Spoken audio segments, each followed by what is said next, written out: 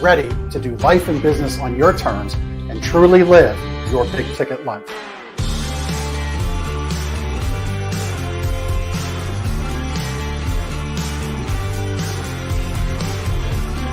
You either make excuses or you choose to level up. What amazing guests living the big ticket life.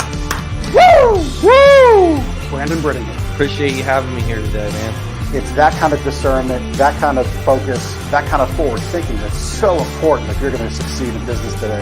Jeff and I are like friends. We're real friends.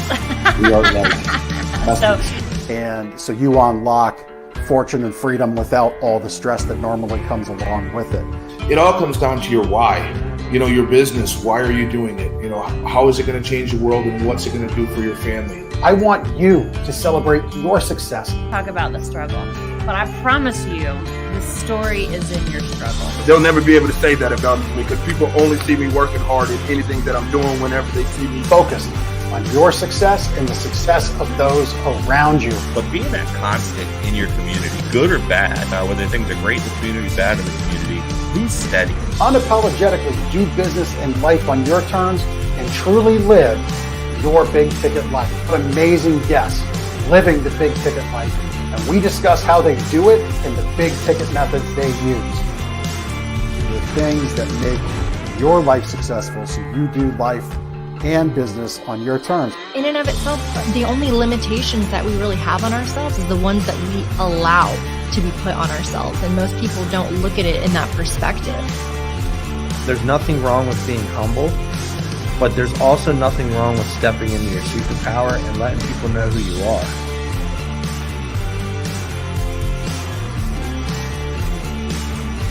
Get ready to do life and business on your terms and truly live your big ticket life.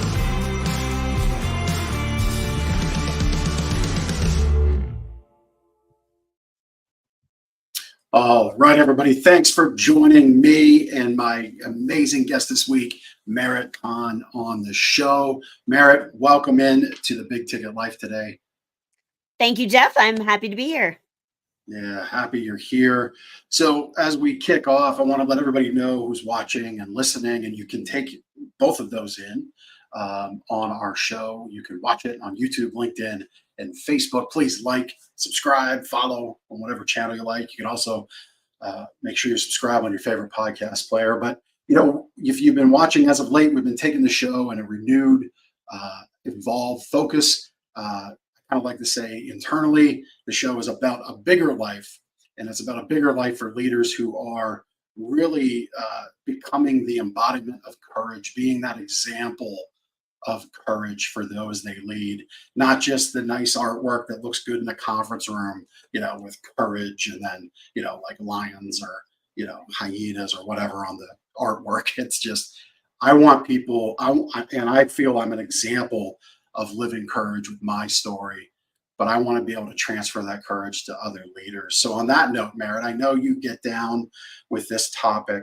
I also want to hear about this speakeasy that you've got in your home, which is pretty cool. But Merit, I'll kick it over to you about courage and what leaders can do with that, and then we'll just kind of go from there. Okay. Well, just to give folks a little bit of background on me, I've been, since 1998, I've been an entrepreneur. I started by having my own sales management, coaching, training, consulting business. And then I, was in terms of marketing that business, I would do a lot of speaking at different community events and business conferences. And then I started getting paid to speak, and I thought, oh, this is really fun.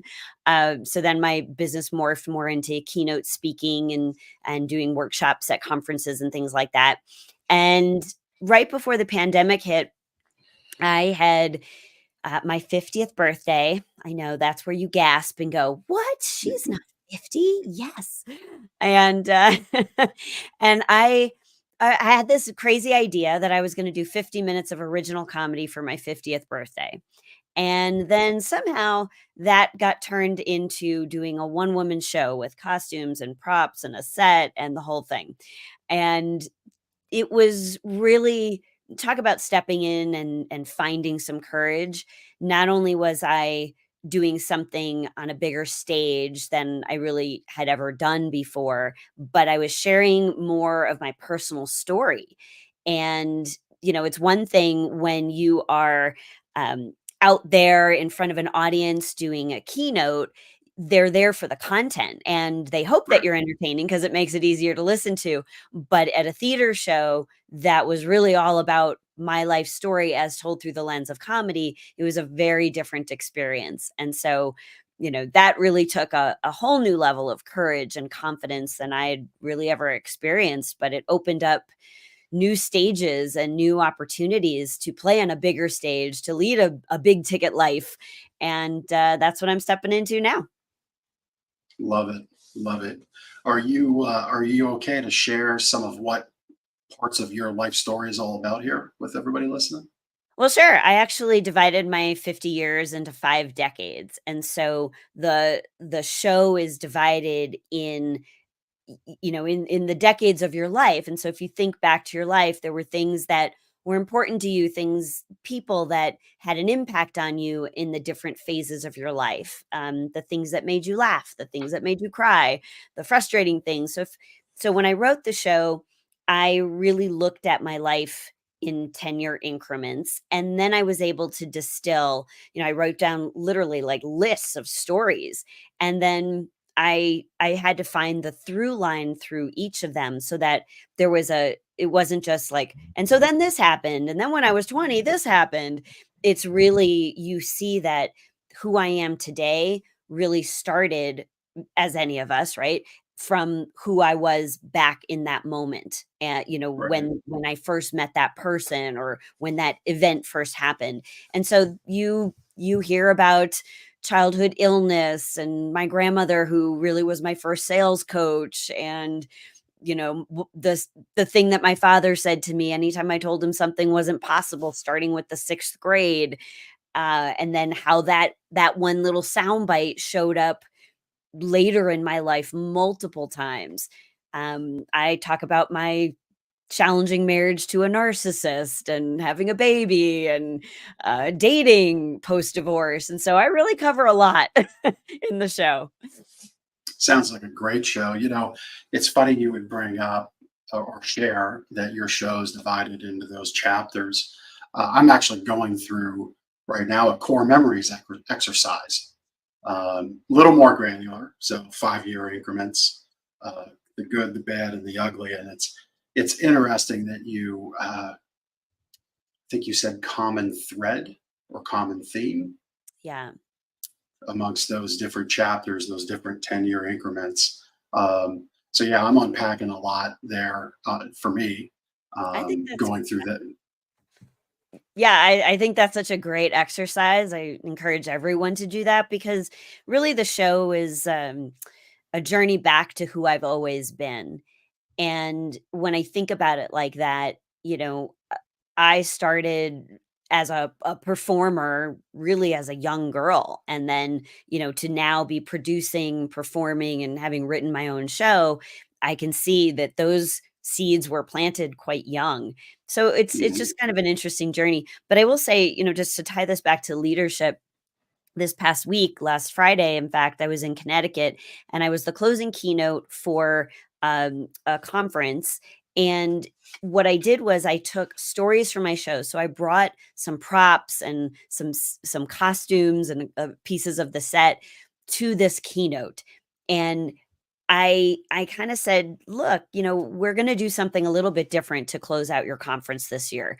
I'm going to share stories from my theater show, but unlike the version you would see in the theater, we're going to go backstage. We're going to push pause on the stories from the show a few times during this keynote, and I'm going to take you behind the scenes, and we're going to talk about the leadership and life lessons that I learned from these various stories and points in my life." And it was really fascinating experience, and the audience loved it. It was kind of a risk, right, really, to do a closing keynote like that, because I didn't know how they would react to that. But once we got into the rhythm and they kind of understood how this was going to work, and I went into the audience and I asked them, okay, I just told you about my grandmother and the impact she made on my life. Who made an impact on your young life? And Mhm. what's the attribute you admired about them? And so I went into the audience. I learned about a gentleman who lost his sister when she was just 11 years old. So this was many, many years ago, and how that relationship still shapes who he is as a leader today. Um, Yeah.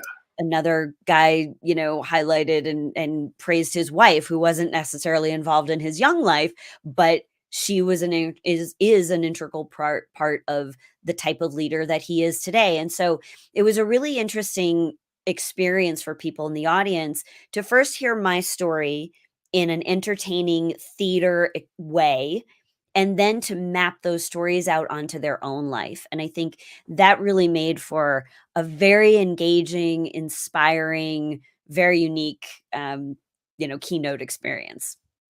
Yeah. I love how you brought people, it sounds like physically, literally, kind of into the story by Yeah. getting up, getting out of the chairs. I'm sure there might have been, if it wasn't audible, there might have been a feel in the room of a groan, like, oh, here's another one of these people at the front of the stage wanting us to do some exercise, right? And because I've been No, in they those don't rooms. groan. They don't No, groan in my not with audience, you. Jeff. Not with Not you. with Yeah, me. good, good, good. But it's great that you brought people in that way and we're able to extract something. I think so many people, uh, whether they're trained as leaders, cultivated as leaders, they forget that their stories are really why they're in the position in the first place. Whether it's conscious or subconscious, there's something that the people who bring them into those roles see, but then they get that spit and polish. They get the suit and the tie, maybe, or that whatever the leadership uniform is in whatever the company is. If it's a construction site, it's a different color hard hat, right? These uniforms come on, and we kind of forget who we are as people and the Mm. people that we lead. And like, if I may, I want to turn that over to you for some of your thoughts. Can I give you an anecdotal story, something that just happened yesterday in my Sure. world? Yeah, Yeah. absolutely. So in my retail business, we've never really done gift cards. It's just that it's a retail mattress store. People don't give mattresses to other people, right? So it's like gift cards is kind of a weird thing. It's a personal purchase, but we're getting into it because we see that maybe people want to just buy it for themselves. So Black Friday, we have a gift card sale. Anyway, the program showed up late and it got to us just yesterday. And so I'm all I wanted to do as the leader was just come out and say, here's how you load these things, here's how you process it, let's go. And all of a sudden there's all these questions. Is there an activation fee? Is there a fee to keep the card? How do we process it through the point of sale? And I'm just like, I was beginning to get frustrated. I just said, whoa, time out, guys. You all know me. I just want to go. I want to run the touchdown play right now and then move on. You guys want to call the play back at the 5 yard line, way back down the field, and that's okay. So let me reset with you. And as a leader, I think I would years ago I would just get really frustrated and be upset and say, well, why aren't you understanding this? But instead, they had very valid questions because they're on the front line. And so Mhm. I, as the leader, just kind of had to reset my level with them in that moment. And so I'll kind of turn that over to you about how leaders can sometimes, get too focused on their position as a leader and forget the human side of who they are. Well, yeah, I mean, I think there's many examples for that point. And when I was at this event on Friday and did their closing keynote, I also earlier that morning I did a session about emotional intelligence for leaders. And in that session, we talked about the different emotional intelligence aspects that make somebody a strong leader.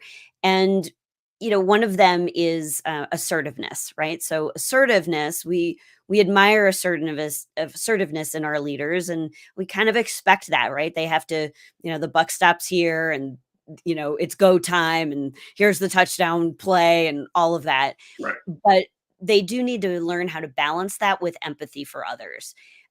Where is somebody else in their journey?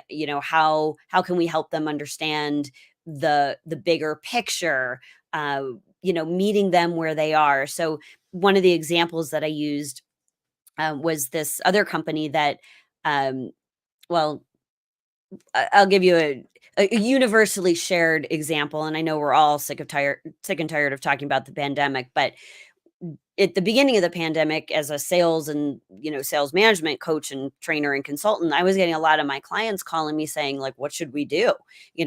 I still have my numbers to make, I still have my objectives and my goals to reach, so I want to just continue on and with the sale that we already had in action before the world went Right. crazy. But I'm not really sure, like, is it appropriate to sell now? Like, how do we do this?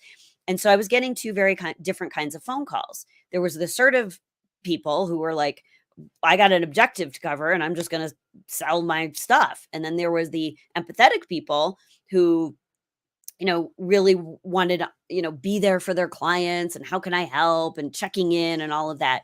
And so neither one of those personality styles, they're not really personality styles, but neither one of those attributes in terms of their emotional intelligence were good to lead with. What I coached people to do was be more balanced. So an assertive person, I would encourage them to say, hey, before we talk about all the things that we were engaged with before the world fell apart, let me just check in. Everything okay? How are you? How's your team?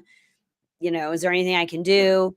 And then they would say, it seems like everything is completely out of our control. Would you be open to having a conversation about that one thing that we can control? And that is blah, blah, blah deal that they were talking about. So that was a good way for them to assert and get the conversation back to where they needed it to be, but also be empathetic. With the empathetic people, I encourage them to not just check in, but to just add that second piece to the conversation, which was, are you open to having a conversation about the one thing that we can control? And so what I really want my leaders to walk away with is this sense of balance. If you, like, you in your example, you want to just throw the touchdown pass and, like, let's go, like, here's how you key in the sale and, like, let's move Right. these gift cards. But you might also take a step back and go, why do you think we're doing this? And how do you think this is going to help your sales? And how does this really serve our customers to be doing this? Because they may really want to take advantage of this mattress sale, but this is not the time when they are able to, luxuriate and buy something for themselves right now. They're thinking Right. about all these other people. So the message is, how can we remind them that, you're important too? And, this is something for you. And when the holidays are over and you can relax a little bit and take a breath, you'll have this deal to come back to and then do something for yourself at the end. Right. So it's, like, It's be like you just assertive. read my email. There you go. That's going out on Thursday night. So There you go. yeah, love it. Right. I love that mix and that balance of things. I think, and that's kind of the uniforms that I was alluding to, right? Like, I'm the assertive leader, I'm the empathetic leader. And it's like you can kind of have to bring in some theater here. You can have a Technicolor dream code of leadership. Ooh, Right? I like that. I figured you would. Yeah. You can blend these things, and I think it's okay to show people that vulnerability of that don't have to be the assertive person all the time, 24/7. Well, you as go ahead. I was just gonna say, vulnerability in leadership. I mean, obviously, Brene Brown brought that to the forefront, and she's incredible, and I follow her work, and I really like her stuff. And I would just add to that I think there's a I don't want to say this so it sounds manipulative, but there's a deliberate vulnerability that I think is important. So I want my leaders to, yes, be vulnerable in the sense that their teams feel safe and that they're approachable and, that the leader has their back. But I don't want such extreme vulnerability that the team is like, oh my God, are we following this person? Like, what is going on here? So I think you want to be, it's not deliberate, it's more like strategic Yeah. vulnerability. I get very vulnerable in my theater show. There are some stories that I tell in my theater show in an entertaining way because I do believe um, scars are scars in life, right? The things that didn't go well, literal and physical and metaphorical scars mark the stories of our lives. And Right. stories are really meant to be shared so that everybody can heal. But there are some stories that I tell that are appropriate in a theater setting that I absolutely will not tell in my corporate work because it's a little too much. It's like Right. it's a little too much. And so I think, strategic vulnerability, I can get vulnerable with my audience, and that doesn't mean I'm sharing every single little detail of life. Right. And I think that's also healthy. You got to know when to hold back just a little bit too. Yeah. Yep. Yep. I can agree with that. Yeah, I would imagine you've probably run up against some HR heralds with, if they kind of look at your press kit, look at your bio kit, maybe catch the comedy show. Has anybody ever asked, well, what exactly are you bringing to our stage? Well, I always get permission. So if I know that this group, if they've asked me to do a certain program, specifically if I'm doing the theater, the keynote performance, I call it open minds, open doors, or the leadership lessons from the stages of our life, right? So sometimes I use some different titles.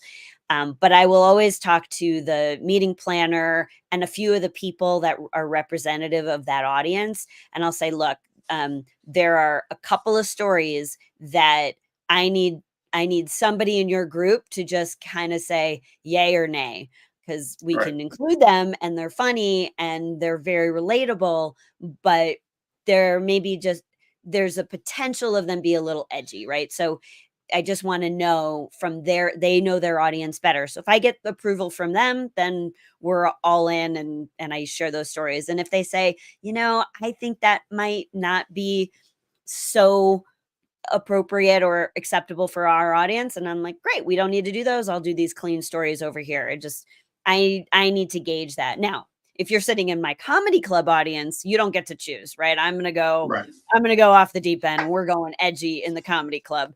But there's you have to understand your audience and the environment that you're playing in. So, on my website, on the homepage, it talks about, I'm a performer and choose your stage, right? That's the title of our session, your stage, your choice. Hmm. So there's 3 stages that I perform on. And I think this is indicative of leaders too, right? There's, for me, there's my keynote stage, my corporate business stage, there's the theater show stage, and there's a comedy club stage. And those are very different performances because the audiences are there for a different purpose. In comedy, it's really just 100% of the material is just designed for you to laugh and have a great time. In the theater Right. show, I want you to laugh, but I also want you to come away with some like an inspiration. In the On the corporate stage, I need you to be engaged and entertained, but there has to be some relevant content. Otherwise, what are we doing here?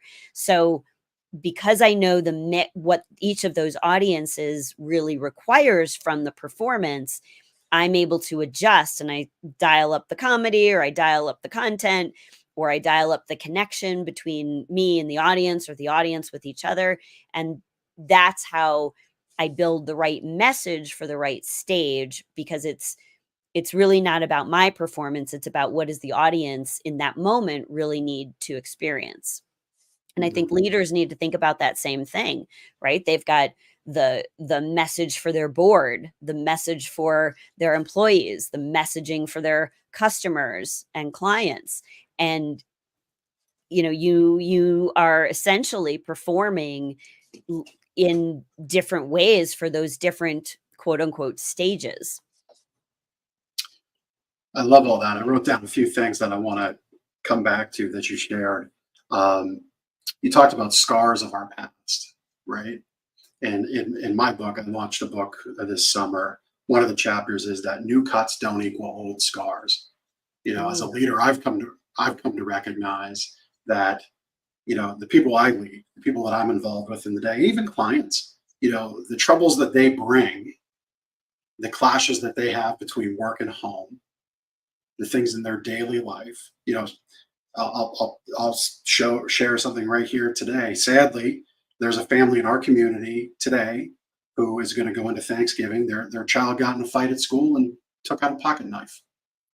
Okay, and I just share it through that context because we don't know as leaders, is one of our people on our team, is that their family? Is right. their child dealing with drug addiction? Did we just realize they're doing some things online that they shouldn't be? There's so many clashes today that can exist between work and home and for the people that we lead that they just don't necessarily bring out to us. And in some places, it may not be our position to be involved, but we also do get a third of their life when we work together. And so those clashes sometimes become what we internalize, I feel, as these new cuts, but they're not the old scars. It's not that thing of the past that puts you to your trigger point, that blood pressure raise point. It's not that thing. They didn't wake up trying to emulate whatever that was. It's just their day, it's their clash. And I feel as a leader, it's on us to first separate the two and then work to try to help that person. Can you expand on that at all? Well, I mean, it's true. You really don't ever know what's really going on in someone else's life, right? You see them in a good mood or a bad mood, but you don't know why that is. Or a lot of times people will internalize it. Boss comes in a bad mood and everybody internalizes and like, what did I do? Right? It's not Right. about you all the time. Um, I think the one thing that leaders really have a unique position to provide to people is is just an environment where it's light. There's a lot of heavy things that can happen in a person's personal life.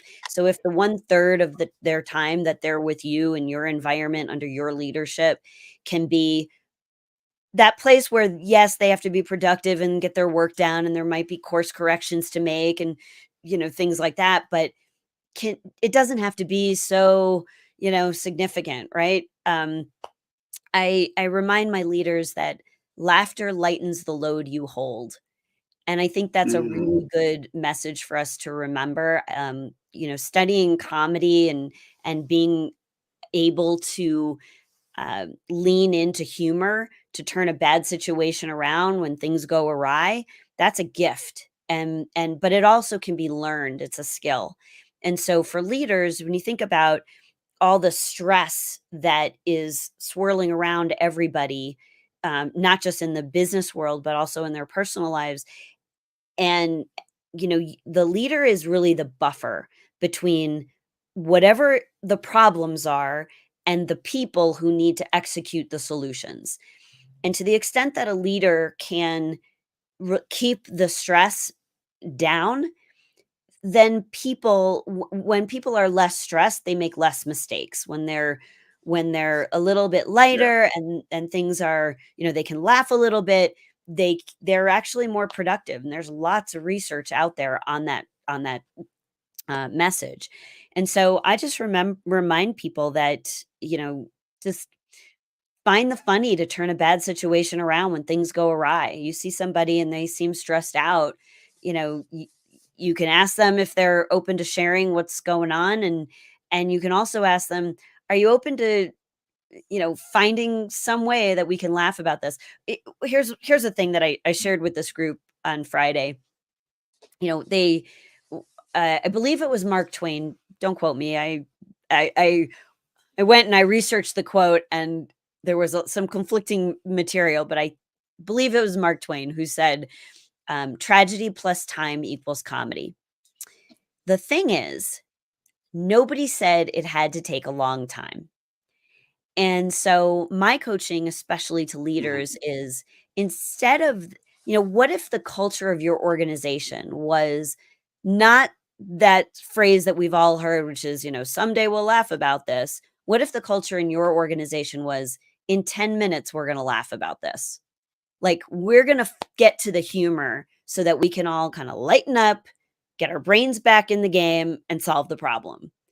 Yep. And I just think that's a really healthy culture. Yeah, I love that.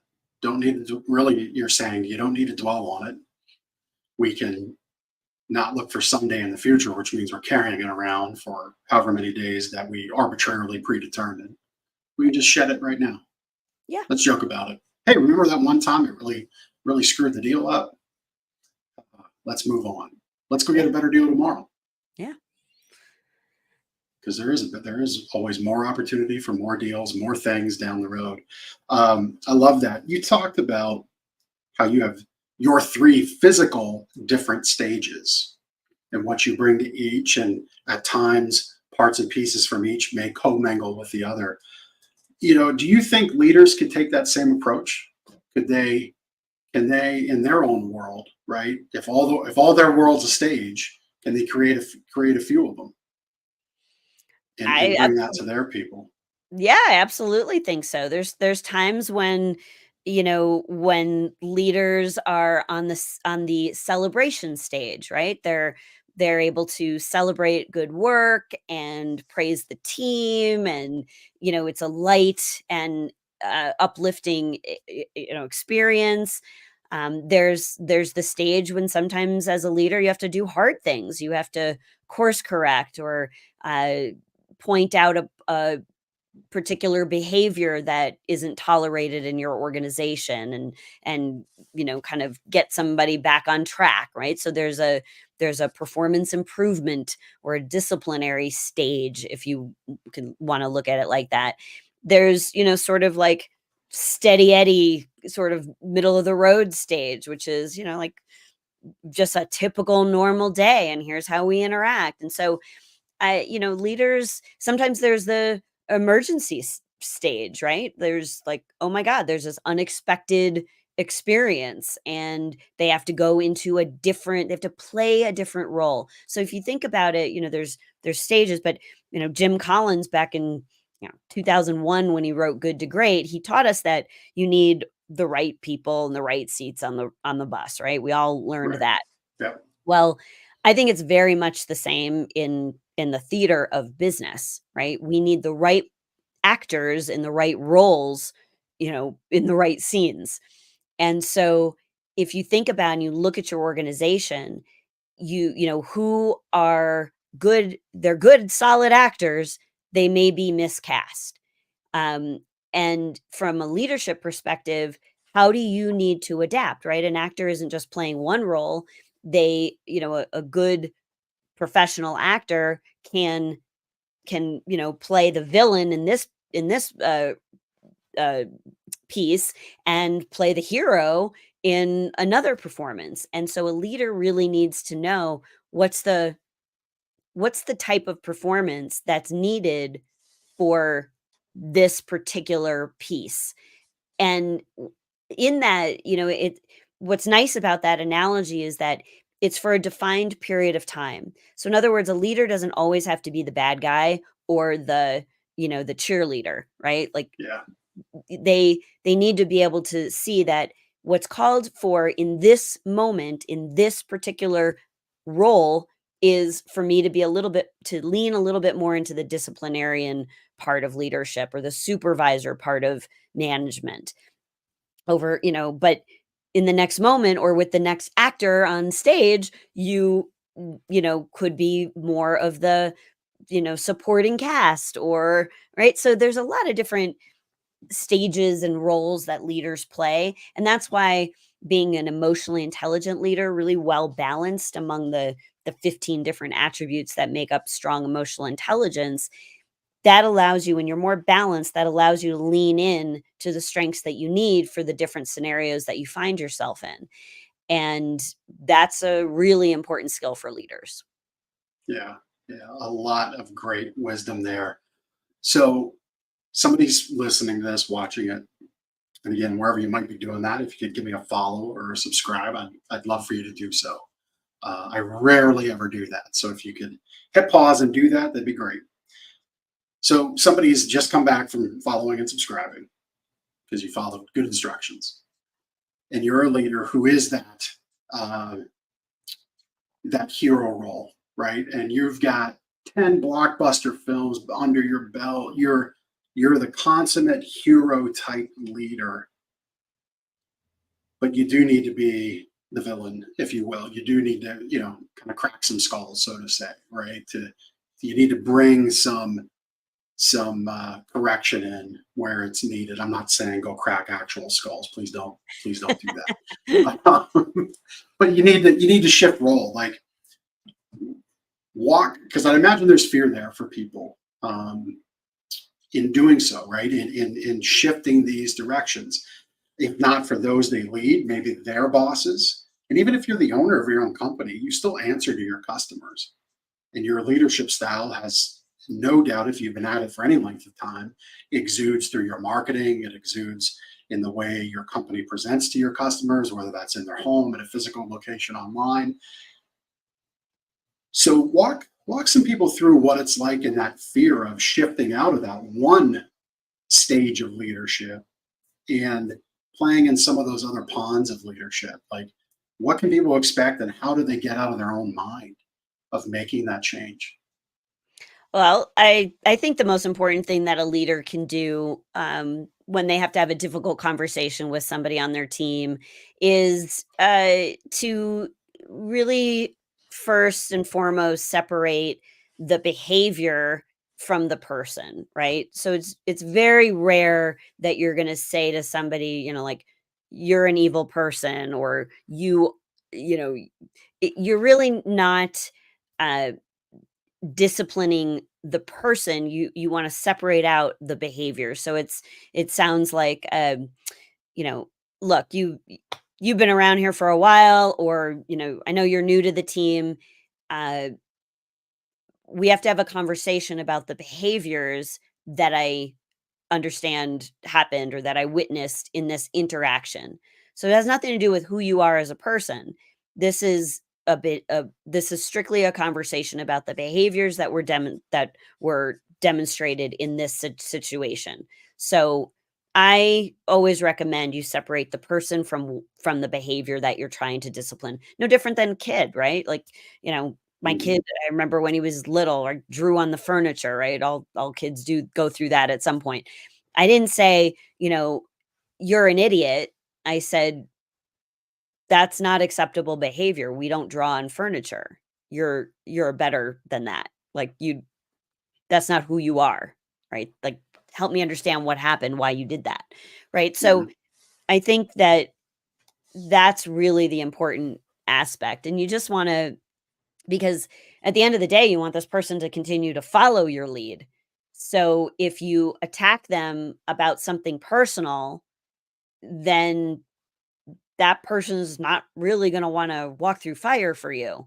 So if you leave them intact, but you can correct a behavior that they may not have known was inappropriate or whatever, then they can learn from it, and you shouldn't see that again. And I go with the three strikes you're out policy too, right? Like, this is the first warning, and let's not do that again. And you know, three times and you're out. But I also think that, I used to do a lot. I don't do this much anymore, but one of the things that I have done a lot in my career was I designed onboarding programs for companies, particularly when they were hiring new salespeople and they had to get them up to speed very quickly.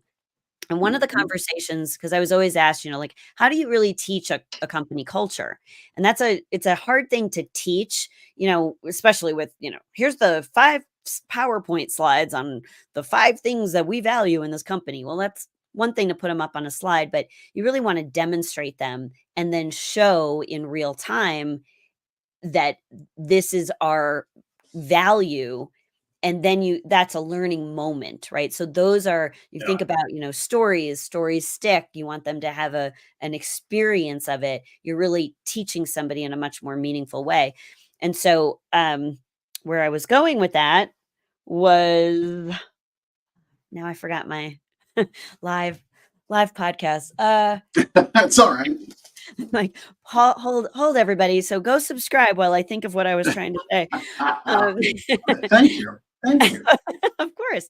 But I think, oh, I know. So in a conversation with a new hire for example, I would have a leader say to them, here's what you need to know. These are the things that will get you fired, and these are the things that will get you promoted. And when we have that Mhm. conversation up front, then people kind of know this is how we operate around here. Now, if they do one of the things that would get them fired, now you're like, well, wait a minute, I'm confused because we talked about this. So anyway, that's what I wanted to say about Yeah. that. Yeah. No, I love that. I mean, the onboarding thing is so important. And, kind of my gift card example, like I just wanted to check that box. I had so many emails back and forth with the merchant processing company and who provides the program. And all I wanted to do was just get it done. Like check the box, get it done, move on. Right.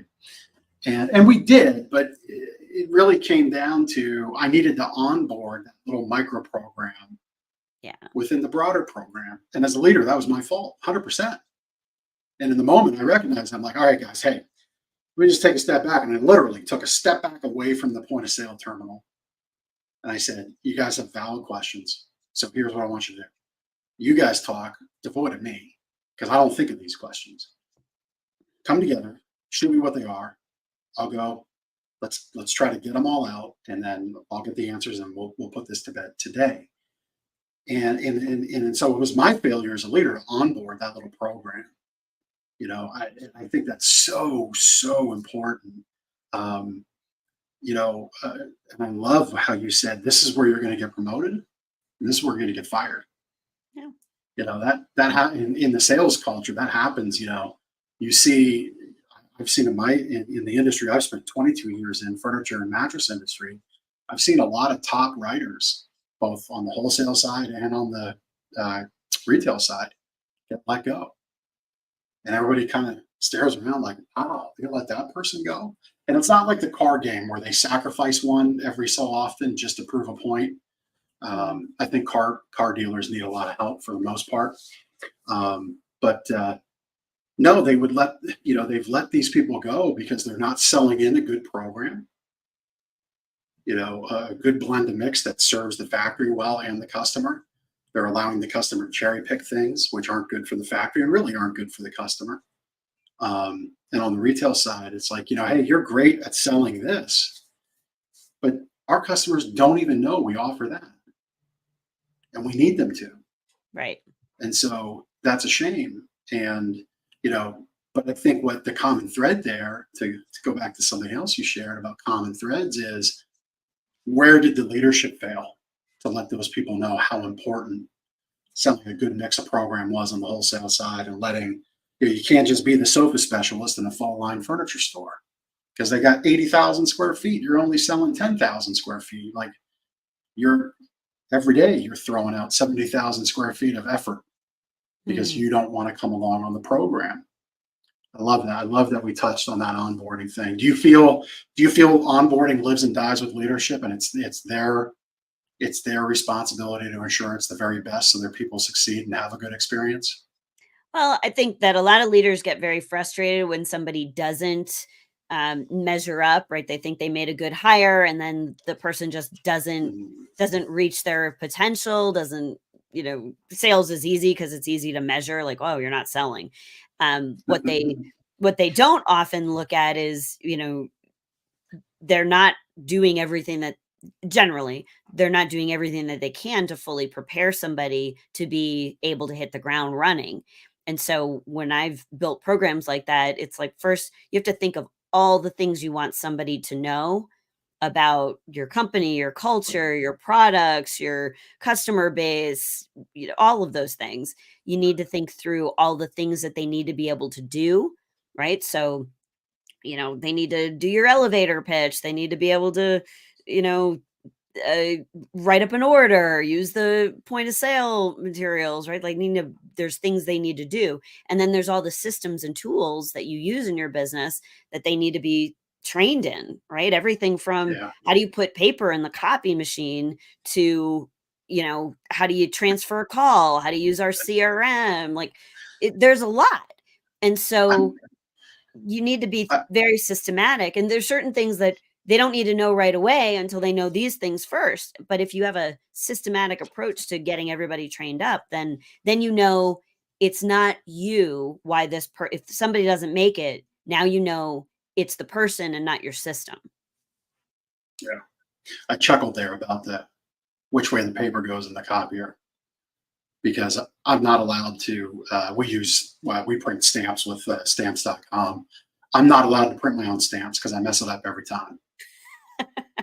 And Yeah. the unfortunate thing is you print a sheet of stamps, which I think is like 30 of them, onto a sheet of copy paper. You can't cut and paste that project. Post office don't take it. So you've just wasted like $40-$50 or whatever the value of the stamps. I did it one time for a little internal mail project, and I think each stamp was like $5.60. So it was about $150 that we wasted. So no, I love it. Thank you for making me chuckle and laugh throughout our time. As we look to wrap up, you've got this little speakeasy that you've built called the Secret Cellar. So what prompted you to do that? Like that's in your home, is that right?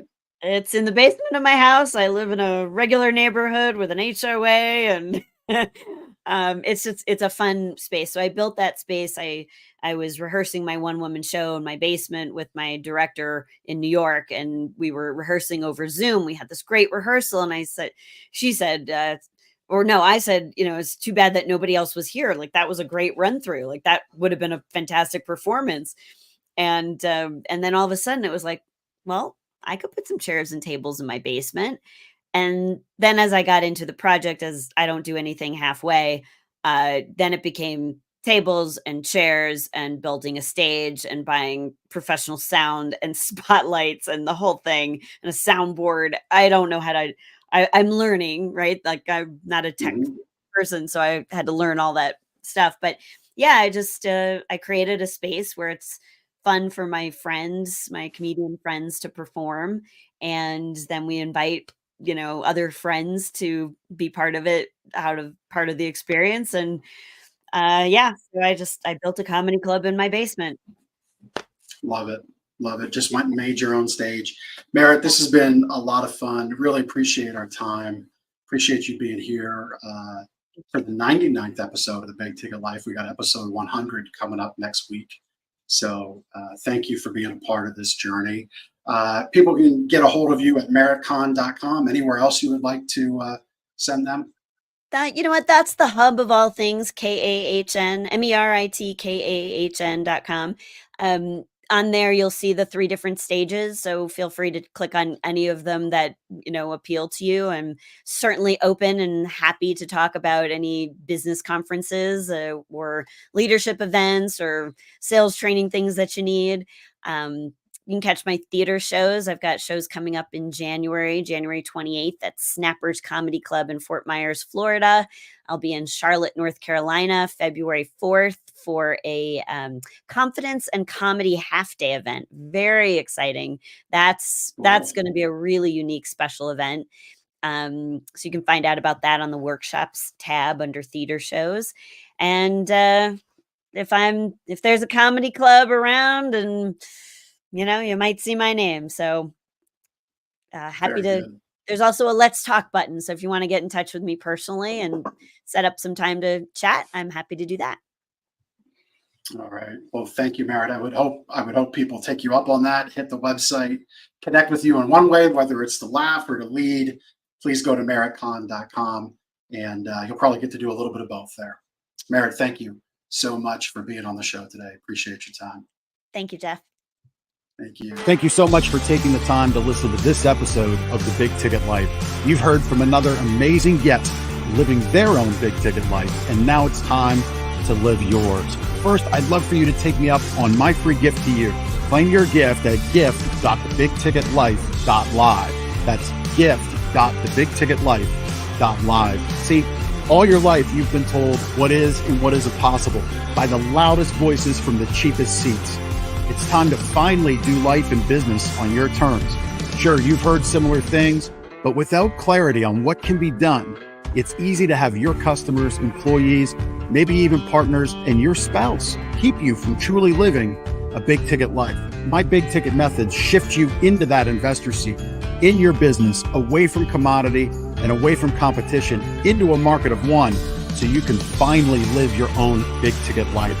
So my gift to you is for you to book your discovery call today, where we'll uncover first the Chivo behaviors, those chief everything officer behaviors that hold you back, and why moving into the investor seat in your own business is critical.